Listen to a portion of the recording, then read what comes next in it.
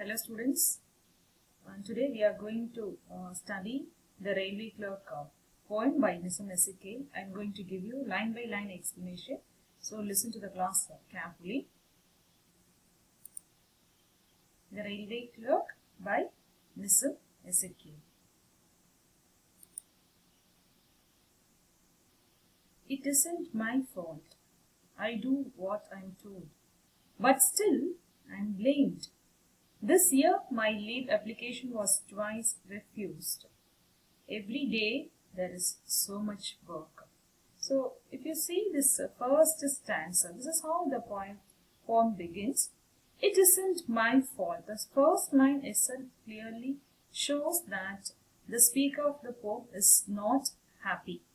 So this is how the poem begins. It isn't my fault. So, he is trying to justify his behavior or action, and the title of the poem is The Railway Clerk.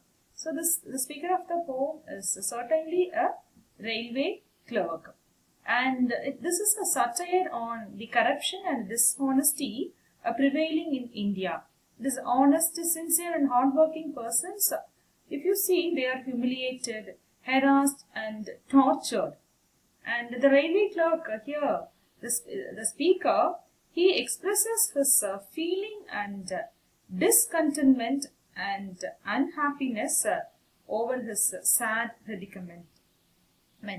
He says, I do what I am told. What his seniors told him, he just obeyed that. But still, even after doing things or obeying the orders, I am blamed. And the next anguish is, this next problem is, even though he carries out the order, it is criticized, and that is not his only grievance. His leave application. This year, my leave application was twice refused. So this is his biggest grievance. He says, this year, my leave application was rejected twice. So, when you work in government office, you know the problems that you undergo, or you'd have heard your friends or your parents sharing their experience with you. And every day there is so much work. There is overworked. So that is the meaning of this first stanza. And I'm moving on to the second one. And I don't get overtime. My wife is always asking for more money. Money, where to get money?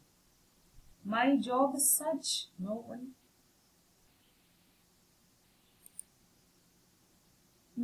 is giving bribe, while other clerks are in fortunate position and no promotion even because I am not graduated.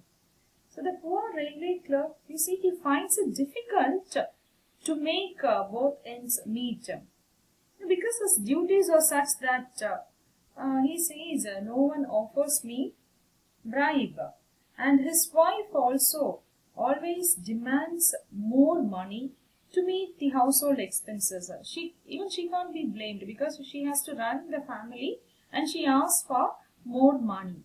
And he says, money, where to get money? And he is desperate. He does not know, he does not understand how to get or how to meet this additional expenses of the family. And my job is such, no one is giving bribe. And in a way, the point Nissim S.K., he wants to throw light on the corruption in government offices. So as we know, corruption is one of the major problems that we face in our country. And the poet and the speaker of the poem, the railway clerk, also adds that there is no prospect. The speaker says, the railway clerk, he says, there is no prospect of getting any promotion because he is not a graduate. So while other clerks are in fortunate position, that is his friends or his colleagues, they get bribe. and he does not know how to earn that extra money which his wife demands, and he has no prospect of getting any promotion because he himself says, I am not graduated. He is not a graduate. And next stanza is just only one line, single line. I wish I was bird. And the point, he longs to be a bird, or like, free like a bird from all the worldly tensions and problems. So I wish if I were a bird, I would have, I would not have experienced all these problems. And moving on to the next stanza, fourth one. I am never neglecting my responsibility. I am discharging it properly. I am doing my duty, but who is appreciating? Nobody, I am telling you. Even he does, does not get any. He does all. The railway clerk is a hardworking man. He is a sincere worker, and he never neglects his responsibility, and he discharges his duty properly. And he says, I am doing my duty, but still no one appreciates my duty. Despite his honesty and complete dedication to work, he has to face odds, difficulties and problems at every step. And he sincerely says, I am never neglecting my responsibility. I am discharging it properly. So he sincerely carries out the orders, but nobody appreciates his work. Nobody, I am telling you. The next stanza. My desk is too small. The fan is not repaired for 2 months or 3 months. He is not sure. I am living far off in Borivali. My children are neglecting studies. How long this can go? The speaker of the poem, the railway clerk, he says he does not get any facilities at the workplace. No fan, nothing. And even his desk is too small, and he finds it very difficult to work or write on the desk. So the fan is not repaired for 2 or 3 months. He is not sure. So no fan. And I am living far off in Borivali. So he lives in a slum in Mumbai, and his children are neglecting studies because he is not able to pay their fee properly. So they start to neglect their studies. And how long this can go? So question, he is not sure when all these problems are going to end. So his problems are endless. He is not sure, he is not certain when his problems are going to end. So how long this can go? This is a question raised by the speaker. Now I move on to the next slide. Once a week I see film, and then I'm happy, but not otherwise. Also I have friends, that is only consolation. Sometimes we are meeting here or there and having long chat. We are discussing country's problems. Some are thinking of foreign, but due to circumstances I cannot think. My wife's mother is confined to bed, and I'm only support. So once a week I see film, and then I'm happy, otherwise not. So he goes to see a movie once in a week, like any normal government officer or employee. And he meets his friends occasionally. So he has good friends and he meets them occasionally, and he says that is the only consolation or happiness that he gets in his life. And he used to discuss various problems, various things with chat, things with his friends. Sometimes we are meeting here or there and having long chats. So he used to chat with his friends, and they used to talk about various country problems, political problems, or something like that. And some are thinking of foreign. Some of his friends are planning to move to a foreign country to look for better fortune, but due to circumstances he cannot think of moving to another country, because his wife's mother, that is his mother-in-law, is confined to bed and she is with him now, and he is the only support of the family. So he cannot leave his family and he cannot go to any foreign country for looking for better fortune.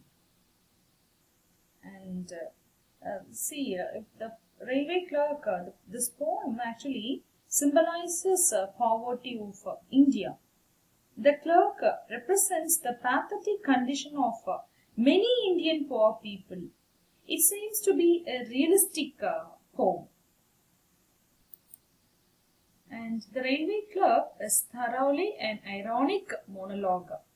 Reading of the poem leads us into the typical mind of a clerk in an Indian government office. In this poem, the poet satirizes the greedy and corrupt nature of Indian bureaucrats through an example of the clerk.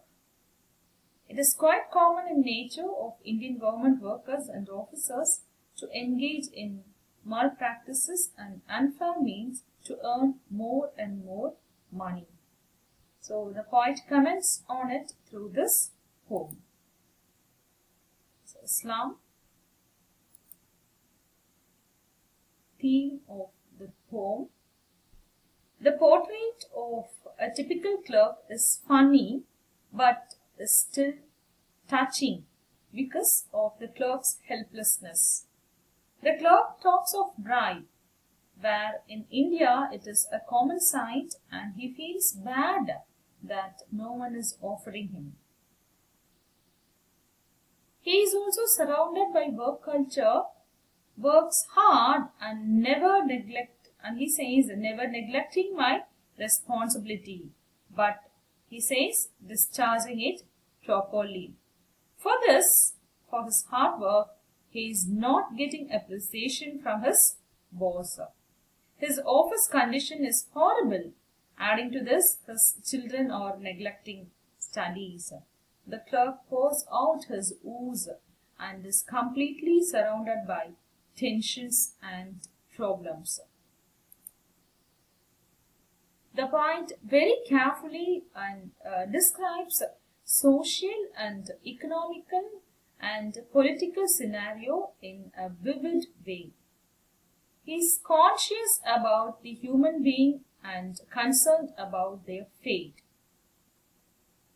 He makes sufficient effort to depict the contemporary society, its dark and harsh realities and its bitterness. The poet shows how dirty, unhealthy and uncrowded city make the life of its dwellers miserable. And thank you. We'll meet in next class.